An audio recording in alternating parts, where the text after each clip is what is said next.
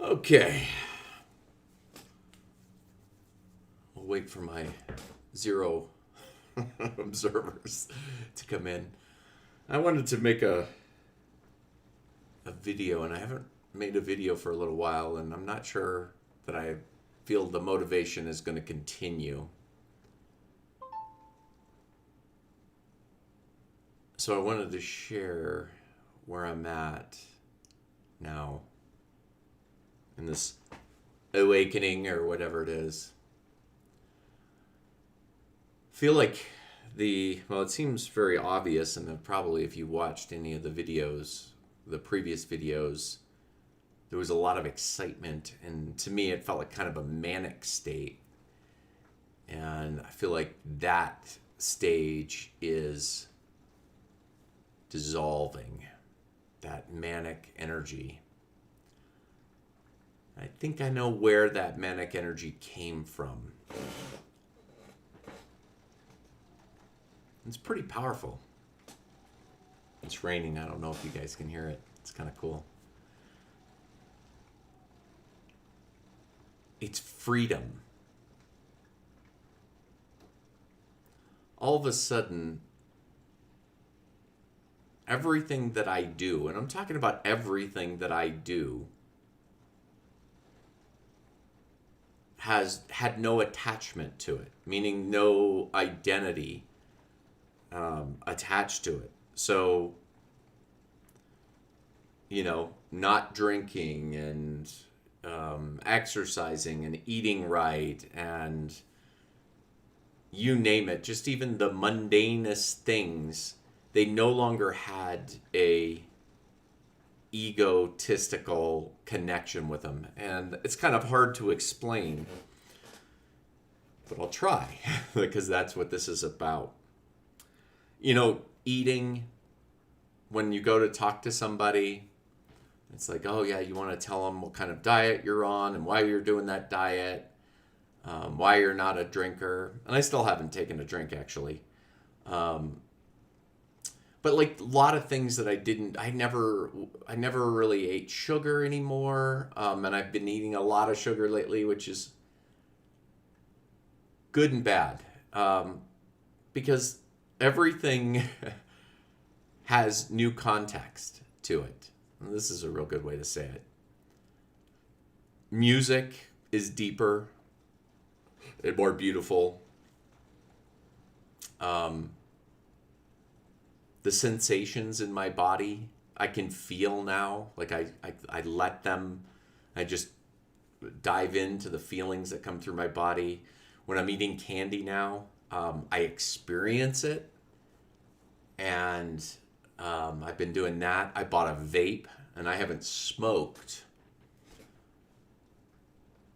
cigarettes, since my early 20s. But I had a craving, and I went and bought a vape, and I vaped maybe one time, and then that urge went away.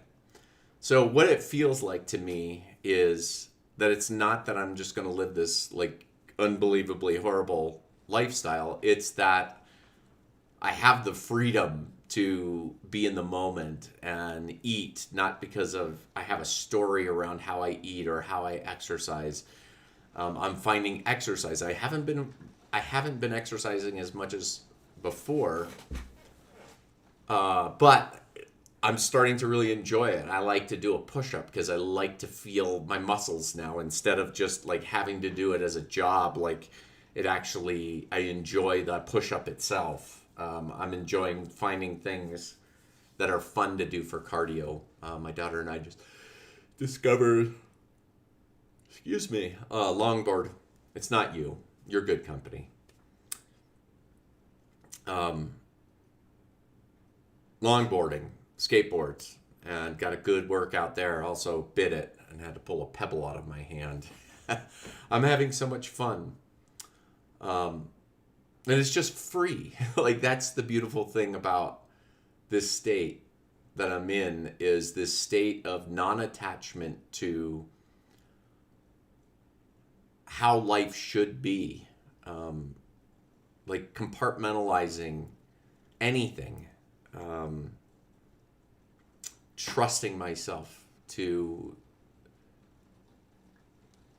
just make the right decisions in the moment. So I don't have this, my mind used to scour, what ifs. What if this happened? What if that happened? That doesn't happen anymore because I don't have any fear. I don't have any fear around losing it, whatever it is. Like I feel impenetrable. It's not even impenetrable. It's like, it's the neutrino thing that I've said for many years. Instead of growing thick skin, act like a neutrino and let things go through you. And I wouldn't care. There's not anything that anybody can say to me that would push a button. I don't have buttons anymore. In the button way, I do still have, and that's the interesting thing, and that's what if an older version of me was watching this would be the hardest part to bridge the gap between. Is that you just expect if somebody awakens or is enlightened, whatever you want to call it, that they're going to act like the perfect human. Well, the perfect human is human, and they enjoy the ride. That's what I find with awakening is I haven't had a minute that I haven't enjoyed living. And I'm somebody that perfected depression. I have spent years in depressive states and had to pull myself out of deeply, suicidal depressions throughout my life. And, and I still had ups and downs. And now it's not this manic, always buzzing, but it's this beautiful contentment that comes in. And, I just realize I can sit and look out my window and drink coffee for 4 hours. Maybe not drink coffee for 4 hours, but just sit and be with things. And it's just beautiful in that way. So one of the things that I was thinking about in helping people, that if they wanted to awaken and they're trying to elevate their consciousness, I was thinking of one way that I did this. Because what I'm recognizing really, really, it's like the Matrix. It literally is like the Matrix. And I can now watch stories, archetypal stories play out. Just think of the hero archetype and then the evil archetype, just to make something really simple. You've got those patterns of behavior, and those go on forever. And this is not stereotyping. This is archetypes. So at an ego level, I can see myself at what I was. It's when we have fear and we live in fear of life, we can only handle so many archetypes. We can only handle so much information. And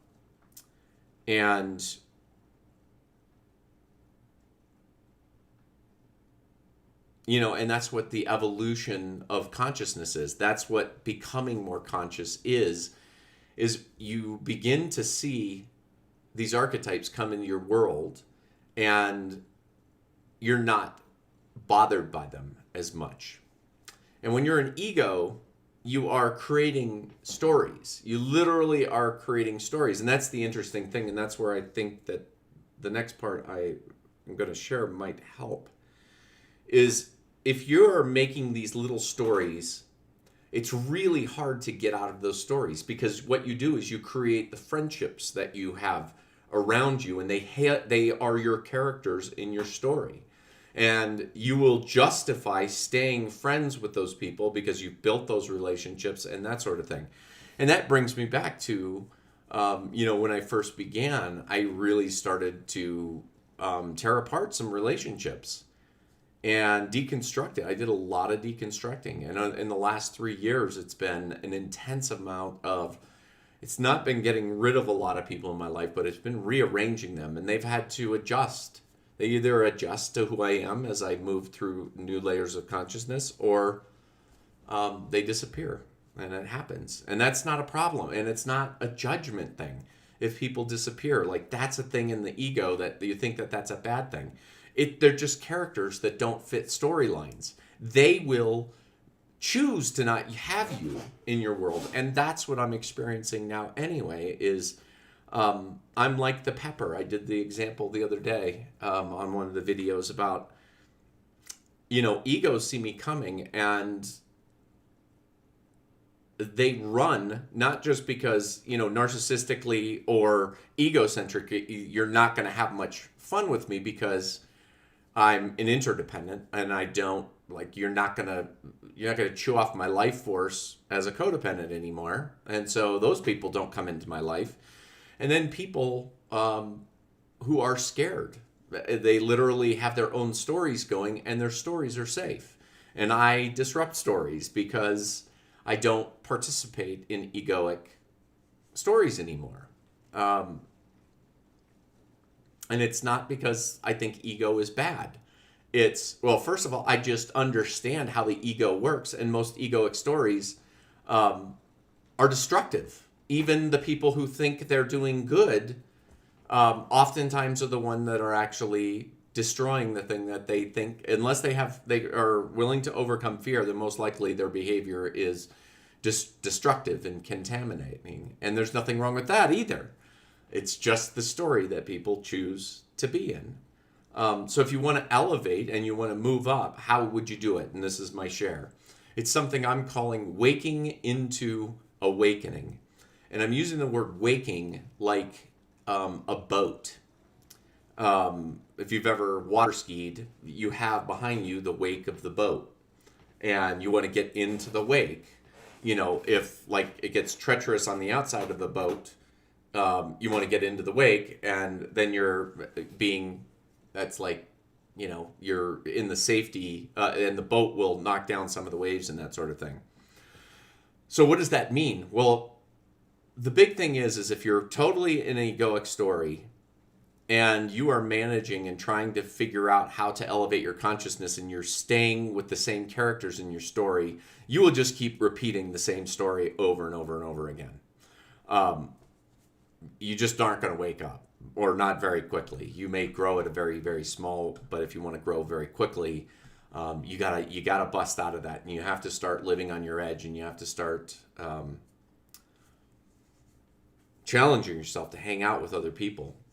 And I recognize, looking back, that's what I did. I mean, there was probably so many people that I could have learned from, and they could have helped me if I had gotten into their wake, but I got rid of them because of my ego, and they didn't fit my character. So what I found is, in ways, I found mentors. And I had mentors that were way farther than me in consciousness level. And I understood that. And I listened. See, this is the thing, is if you're going to be around an awakened person, you listen and you could participate. But if you try to rope them into egoic stories, it's just not interesting, and they're not going to be they don't fit your character. So what do? You listen and you get into their life as much as you possibly can. I'll give you an example of a mentor that I had when I first started my journey. I didn't have a lot of money. It was the first crash of 2008 that was happening. And so money was scarce, and I didn't have money to pay him. So I knew he owned a tree farm. And so I spent probably the equivalent of, 5 or 10 days working on that tree farm. And it's some of the hardest work I've ever done in my life. Basically literally sun up to sundown, and back-breaking. But it was totally worth it. That was my exchange of currency for that person to have me in their life. And, and then the beautiful thing was, not only was I working, but most of the time he was there with me, and I got inspired by him. And then I actually did hire I went out and I found a mentor, and I paid him. I didn't have a lot of money, and I actually worked with him, and he gave me a break. And I worked with him for nearly 10 years. And there were times when money was out and he didn't see as much money. But one time I got a big check, and I sent him a large check. And in fact, he wrote me and said, I just wanted to make sure that you meant to send this check. And what I'm saying is that it's not just about money; it's about currency. Like, what's the exchange you do? And people like to talk. I still like to share what I have from the road. But I also know that if people are just passively, like Facebook, most people are just passively watching things that go through. So they're not really engaging with information. They're doing quick value judgments and then prioritizing them. And then is it enough to give it a like? Is it enough to give it a heart? And that's another thing. Some of the groups, so like there's a couple of groups for fifth dimension. And to me, this is just the kind of more esoteric, metaphysical kind of terminology for what I'm experiencing, which is basically just living in the moment and being creative and following my joy and all that stuff. And it's the same thing. But I see it on Facebook, and when I scroll through, for some reason, I get a lot of I see a lot of posts from them, and I would say I'd say probably 75% of the messages that go through there are not experiences that you would experience at that level. They're very egoic messages that people are sending out, and then the people that are in the comments talking are just wildly throwing stuff around. And I'm not saying that there isn't any value from going there, but if you think you're going to get enlightened and you're just going to go step into those kind of message boards, the people that actually are waking up, and there might be people that are waking up inside there, but it doesn't seem like there's a lot of credible, it's not the right wording. I'm just saying, I'm not saying there's anything wrong with being in a group like that, but if you want to expand your consciousness, I'm saying that would be something I would suggest, is don't focus a lot of your attention there.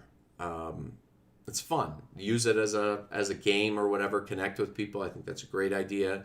Exchange information, but don't expect that the information you're getting isn't going to be just somebody else sharing with you their egoic story, which again is fine.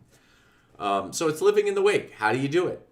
You find people and you get into their lives, and if they feel the big thing is it's really interesting because some people, like, and I say this and I'm just being kind of silly when I say this, but they make the mistake of getting into my life. And what I mean by that is, like, they have this sense of curiosity and a little bit of bravery, but I bring out the best in people because I'm interdependent, meaning that I'm just as interested in your success as I'm interested in my success. And what does that look like? In relationship, that looks like if you say something, let's say I really like you. Let's just use an example. You're gorgeous, you're smart, you're funny, you're like everything, that maybe I would want in my life. But then you're talking and I'm really listening and I'm curious. And then you say, hey, I want to go and do this. And that doesn't align with who I am. I'm just as much of an advocate for you. So I'm not going to pressure you. I'm not going to say, you sure you want to live your life that way? I am going to be like, go live your life. I hear that all the time. There's women that I'm interested, they're gorgeous and, and funny and whatever else, but then they tell me something and I'm, like they want to start a family and I'm, I can't even do that without a lot of work. And it doesn't seem to be working in my world. Yeah, that's kind of all I have right now. But I think this is a big update. I feel like a contentment's washing over me. I'm starting to get more connected with eating better, Maybe not eating as much candy as I've been eating lately. I'm starting to think about eating some greens and more veggies, and I eat mostly veggies anyway, but exercise is coming back into my world. And aesthetically, like I don't care. I don't have an attachment to how people perceive me. Obviously I'd like to be attractive, but I don't spend a lot of headspace going, oh, what can I do to myself to make this work? I noticed that when I first, was awakened and was kind of in that manic stage, I was like, oh shit, I have no fear. I don't care about how I look anymore. Like that's just a relief. Like there's just this huge freedom of not needing to virtue signal. Like I don't need people to think I'm a good person. They're just going to have to figure it out for themselves. That's the big thing. That's what you recognize is that people don't even care. Everybody's virtue signaling out there now, and look at how good I am and whatever else. And I just don't have an attachment to needing to do that. I don't need people to think that way. And that kind of goes back to that story about people that make the mistake of being in my life. When they decide that I'm too scary or the version of them that's coming out is too big for them to grow in at that time, they make up the silliest reasons to kick me away or to the sideline. It gets to the point where it's like, really? You did that? Like the last gal, not the last one, but the one before that. We were friends for nearly a year and we dated for 5 months. We didn't have an ounce of animosity when we broke up, and then she ghosted me. And you're just like, why? And I recognize why. It's, yeah.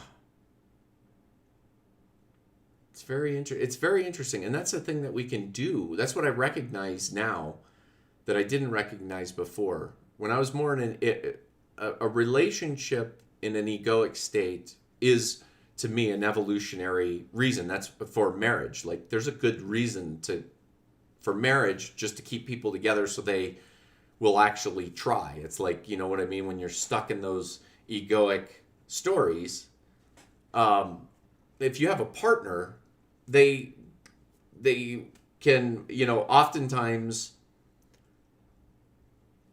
the friction is the thing that brings us to the first stage, I would say, level of relationship is, when the things that we loved start to wear off and we start to see the things that annoy us. That's like the friction. That's the arguments. That's when the marriage starts to turn sideways. And then there's like this other kind of half and half. You kind of lift each other up, and you also try to work at, you're prioritizing values together and what are you going to do in life and these kind of things. And then I think the third stage would be just purely loving that person, seeing the best in them, and just elevating them, just lifting them up, like on a daily basis. Just like the biggest thing is just be so damn curious, and then be their cheerleader and just go, man, you're really making it here. And that's the thing, is you also understand, like, the world is so deconstructivist, meaning that people are trying to deconstruct ideas, which that is part of the process. The other part is not strong enough right now, which is the construction part, where we're constructing something new. When you're in this state of mind, I rarely use like what I don't want, because I have preferences now. I'm not a pacifist. I have preferences. In fact, there's a little bit of, I would say, chutzpah in me. There's a little bit of fire in me. I'm not devoid of anger. And that might come up. The thing is like I can be conscious during the anger now because I have it so under control. And I mean, I can be out of anger and completely not have it stuck in my cells at all. And I'm completely, and then boom, like I see then I see the situation, and now that I don't hold a viewpoint, I'm not emotionally attached to things, I can put all the different things together. But it could be in a moment, anger is a necessary function. Let's say, I don't know, just like a fight between people. It might take you, just stop or whatever. There is something to like matching or going above somebody's intensity and pulling them or snapping them out of a state. And that's what I find. The only thing I haven't experienced in these months now, the best living I've ever done, because I wake up and I have such a beautiful mind. Like my mind is not obsessed with negative things. And it's just always creating, and it's always like, okay, what's next? And I wake up in the morning and I'm like, ooh, what do I do? Snuggle in here for a little bit longer, or do I get to experience having my coffee and looking out the window and listen to the birds and everything starting for their day? So wherever you are is perfect, and I hope these are helpful, and I'm glad I made them. I think that this is like, there's so many gaps in people's lives. You guys saw me I let you guys see me be sloppy and be human. And that's what I realize is we're all human, and you're doing it perfectly. And there's not a way that I can say you're doing it wrong. We're all just helping each other. And keep after your good self. And this bad boy.